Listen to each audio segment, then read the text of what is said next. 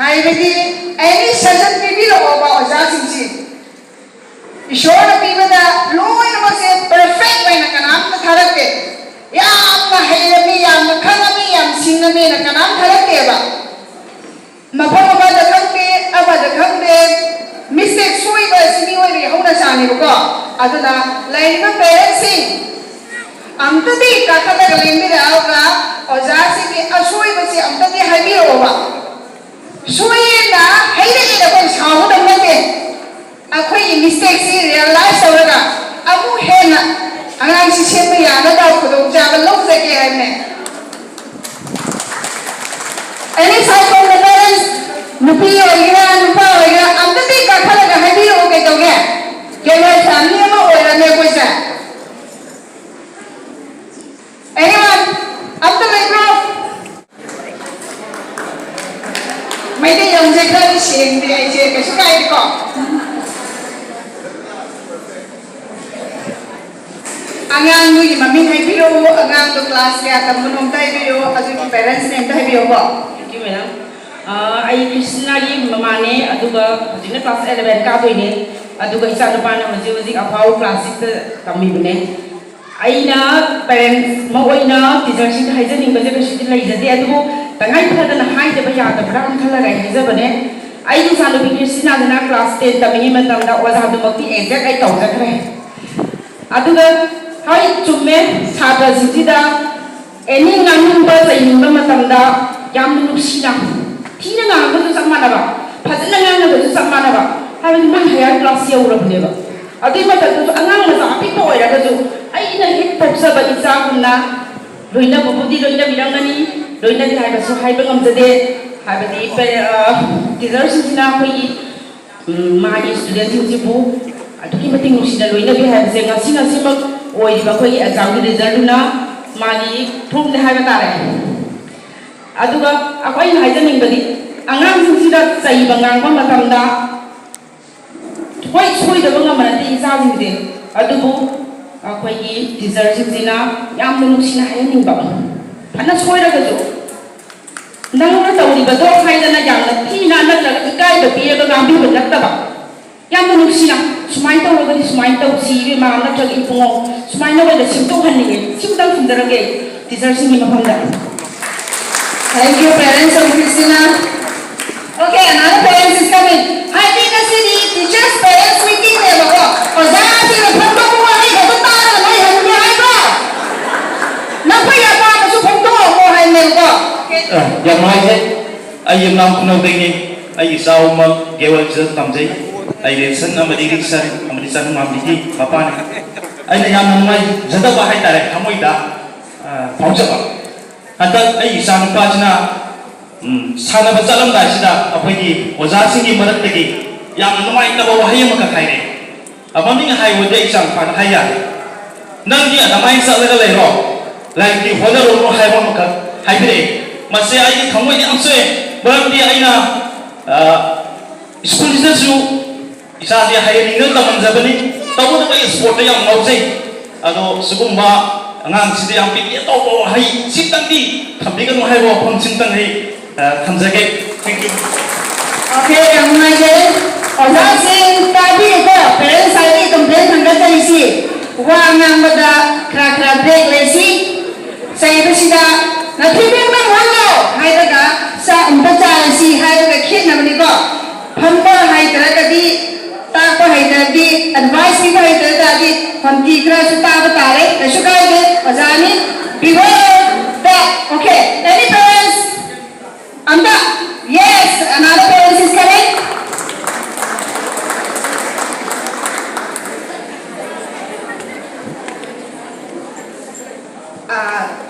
sir ki macha mami hai biro ko class le atam mano du su dai biro ai di chan ti chun nan chen bi en ba apoi nu ka amana de mai ni nu lawan ba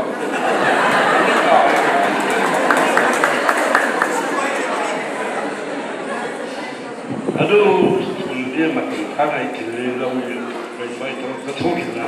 ꯈꯤꯇꯪ ꯇꯧꯁꯨ ꯌꯥꯎꯏ ꯑꯗꯒꯤ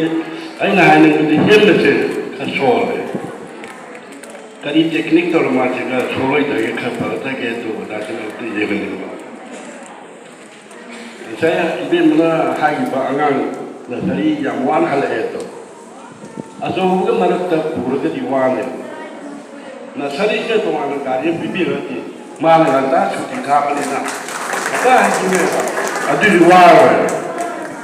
ꯑꯝꯇꯪ ꯍꯥꯏꯗꯤꯅꯦ. Thank you, sir. Parents ki wafam jina ngasai mamang ki parents su hai di gre nursery angang ji higher class di tha ngai bata di pi ba ngang jina yang wa ta mai yo kan da ya di authority side di tongan parents ma sim bi raga nursery LKG UKG ki angang ji da mohoi su di tha ba timing da pick up toraga mayum mayum da hanmina ban thamjari hojiki parents na ji henba haiba parents ji ai sama ki satra wari class 7 b ni okay maasi kha kadar tawi okay kadar kha ikungi mai excuse dom le da su madam da oza singina loi ma hona ngani khali yari koi side issue dum hona jage parents side issue hona bio aduga wafam mana last request ena madam na mayam tam ta thamjage adudi yaragadi nakoi angang singsi school si ampati lephan bigno khale tangai phadana narapa kanda phamdi eta ga hot pangam da kana di hot of course adudi excuse tawdabi ade no mata tammi se period taruk si da subject taruk ni tammi si hoi subject ama khadadi ma ka hondre ka sukai de ko mama da tadi simbe ya adu subject taruk ma phugat da ko na da di nasai mama na da lesson number 3 tamre ma na lesson number khatta khamure aduna adu hunda thok dana ga mata parents side ki madam ki side ki o from the teaching staff tagi yam maruk jana request owning by di nacha singsi chang na amnai na aptadi school ka han bira o sida awai go wa phomoi tamjage any parents ki lining go yes another parents coming very good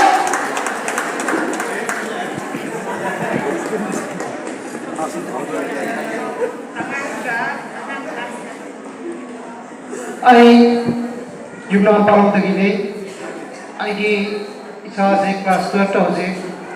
tamne bine I jai mamina nande bam nebina I know se pom jabade school si I na khalpati systematic sabale adugo extra class oina I na hamning bazi spoken English madi compulsory hoini nasiar yes another parents is coming ai ngasai su hanje kare adu si thau ba amtang akoi gi exam mokoi gi sahi ma tammi ba masi gi akoi gi goal se parents gi damta su ma haugi badana kaya phangba kusina kaya phangba aduga position na kaya handali bra handali bra हाइबसिदा अकोई 1 2 3 4 हाइबा मागी शेरेल अमा प्रकार है तो पदा मागी मा तुदा येंगा शेरेल number अमा पीरी अदु मशीगी शेरेल नंबर से कई गुमदा once Amu assembly the laptop पे करबा नतगा अकोई kaya kaya notice mo ka lay ka ba laptop ka na ama laptop ba notice mo ka na ama lay ko ba kaya gumba siya masi ay ko yung 1 2 3 4 5 ka na quantity da sa kiba wala ama ka tadi yang lay ba ato ka quality da laptop ka di 6 sa siya double sa kaya ba maduna kung sige ko lang mo ito ba po करीबुबा अमखक लेरप यामना दिपुना खल्लगदि सिगुबसे तौनि हायबा नतेको मसी total mark अमदा exam हायबोदि मफमदि करीबुबदा मधु changing लाम मतंगा आई high ओइरबा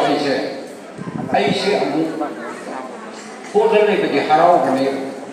high कैसे system खंगल खंदिया दमिना double सपया दमिना Shiv problem अमखक थोरपा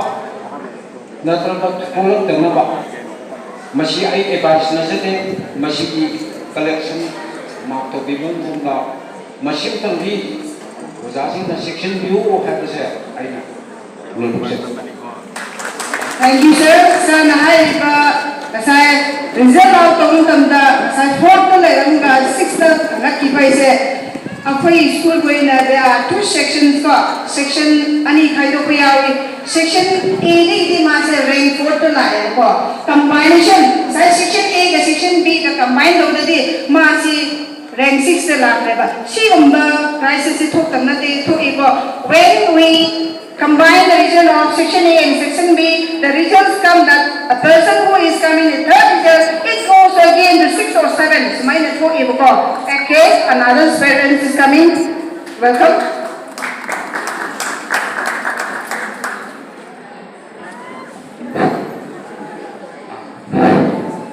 I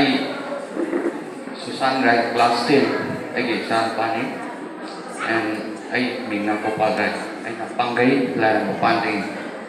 Just Nasari Suntare Kom, just Nangari Mayam say education, Atuba, Apiki, Karihani, career give everything. Atu Aina Sum Tab the Sum Anamana class, Tau the Ba, Atuda, maybe anywhere be I go.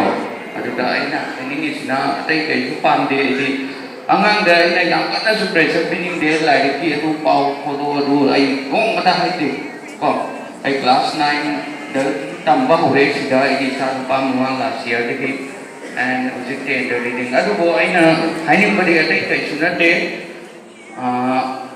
one paragraph 40 minutes berapa nih guys 40 minutes sudah 5 minutes di ID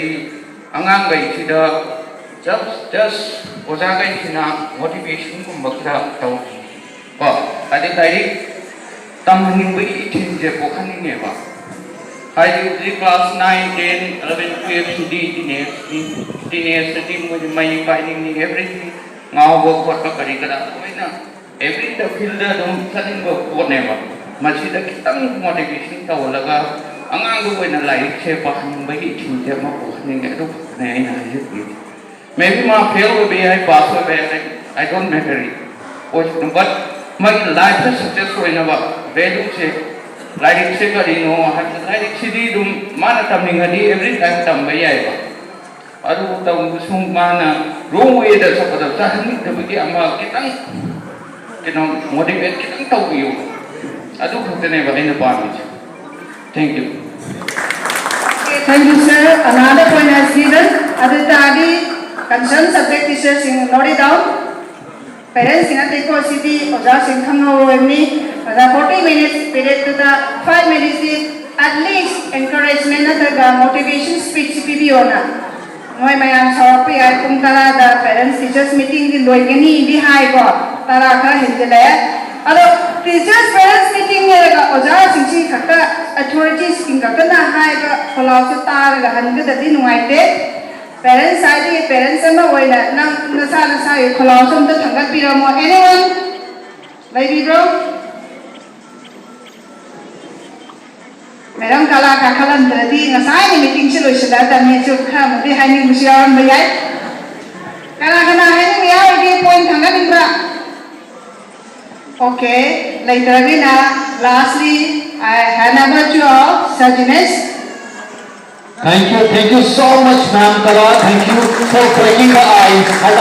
For you breaking the ice. Have a because I get Mutuna, Leverano Mayam, Madame Lala, taking the Laga, Pekala Block. He like for Sicily, when a pump easy go. Samina, honestly, parents in Kati Kungo Kirpa, and first of all, Peggy, Christina, Amosun, Richard, Sanjit, parents, we are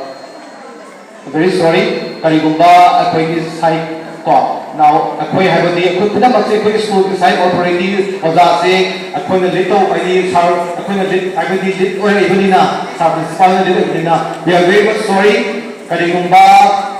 parents sing the hurt over anang sing the high farm ba wahi sing the hurt over ba da we are extremely sorry madu mathangda amukka hanna thohandana ba ai koi hona jage